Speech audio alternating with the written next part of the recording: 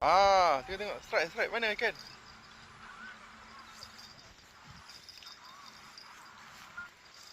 Ikan apa?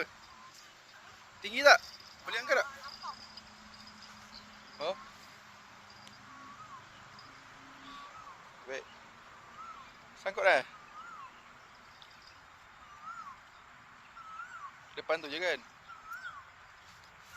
Baik. Patah nanti joran. Oh, alhamdulillah. Woi, baung. Baung pula. Apa dah? Jangan jatuh.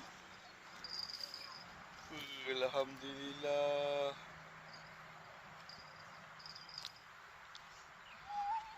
Baiklah, rezeki tu. Ni atas. Jatuh macam. Sikit. Rezeki lah, bosor lah. Kena ujung. Ujung tu. Warna emas pula tu. Alhamdulillah. Mantap. Memang rezeki. Tak salah alamat